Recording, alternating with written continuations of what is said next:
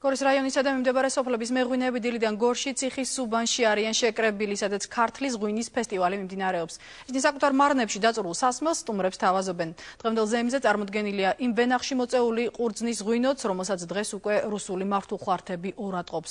სხვადასხვა სახეობის ღვინო ფესტივალზე დააგემოვნა ქვეყნის პრეზიდენტმაც. გორის ერთ-ერთ ზოლუბანში დილიდან ხალხმრავლობა იყო. 60-მდე მეღვინე მწერეთლის ქუჩაზე სხვადასხვა სახის ღვინო წარმოადგინა. მათი დაგემოვნება ნებისმიერ მსურველს შეეძლო. ქუჩაზე მათთვის დილიდან მოწყობილი იყო სპეციალური კუთხე, სადაც საკუთარი პროდუქციის გამოფენა შეეძლოთ. მეღვინეებს შორის იყვნენ ისეთებიც, ვისი ვენახებიც მავთულხლართების გაბმის გამო ორადაა გაყოფილი. თუმცა მიუხედავად ამისა, ვენახის მოვლას მაინც ახერხებენ. Მთელი ვენახი 55 გექტარიანი ვენახია. მოსახლეობას დანაწილებულია, მათ შორის 4 გექტარი ჩემია. ეს ვენახები პირდაპირ ეკვრის ამ სასაზღვრო ზოლს. ეს მავთულხლართები გადმოსიეს 10 მეტრით. შემოვიჭრნენ ფაქტიურად ჩიგვენახებში გამოგვიყვეს. ხალხი არ ასწავებს მაინც. ამ ოაზის სიყვარული. ღვინის გარდა ფესტივალზე წარმოდგენილი იყო ადგილობრივი წარმოების სხვა პროდუქტიც, როგორიცაა ჩირი, ჩურჩხელა, ყველი. ამასთან ერთად სტუმრებს საშუალება ჰქონდათ შეეძინათ ხელნაკეთი ნივთები და დაეთვალიერებინათ ქუჩაში გამოფენილი გორის უძველესი უბნების ფოტოები.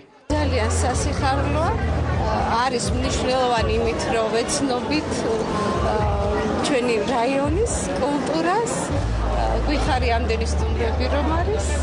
ვართ აღფრთოვანებული, ძალიან კარგია. ძალიან ლამაზი დღეა დღეს ქალაქ გორში. დავაგემოვნეთ ღვინო და ძალიან მოგვეწონს, საერთოდ ბავშვებმაც მიირთვეს. დღეს ღვინის ფესტივალს სტუმრობდნენ დიპლომატიური კორპუსის წარმომადგენლები. გორში საგანგებოდ ამ დღისთვის ჩასულ სტუმრებს შორის იყვნენ უცხოელი ტურისტები. შესანიშნავი ფესტივალია, უამრავი ადამიანია შეკრებილი და ლამაზი სანახაობაა. უკვე გავსინჯე ქართული ღვინო და ძალიან მომეწონა. მომწონს ქართული ღვინო და ეს ფესტივალიც არაჩვეულებრივია. ეს ქუჩა ჩვეულებრივ ძალიან წყნარი და ცარიელია. ახლა კი ხალხითაა სავსე და ეს ამ შესანიშნავ ღონისძიებას უფრო საინტერესოს ხდის. ფესტივალს ოდნავ მოგვიანებით შეუერთდა პრეზიდენტი. თავდაპირველად მიხეილ სააკაშვილი ადგილობრივებს გაესაუბრა და მათთან სამახსოვრო ფოტოები გადაიღო.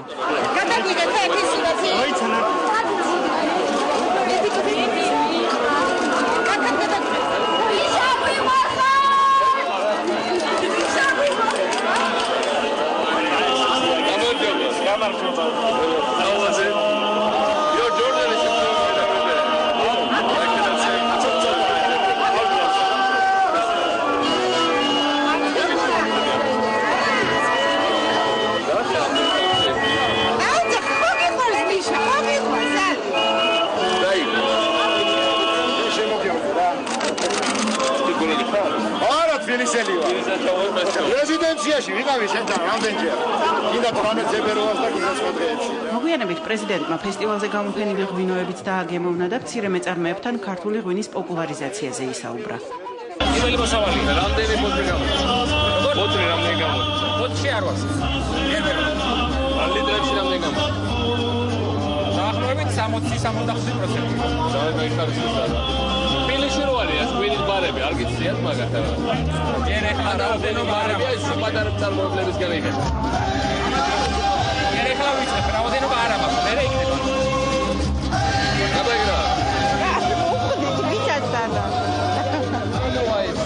ესა, პინო.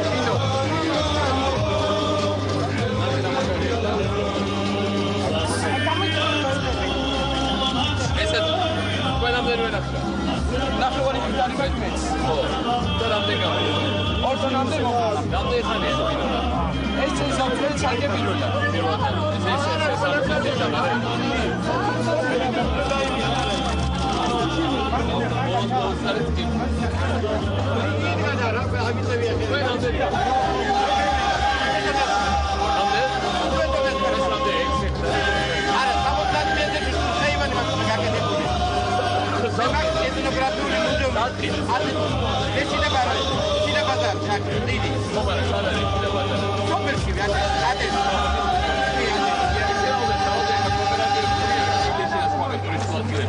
პატარა ღვინის მარნები იხდება.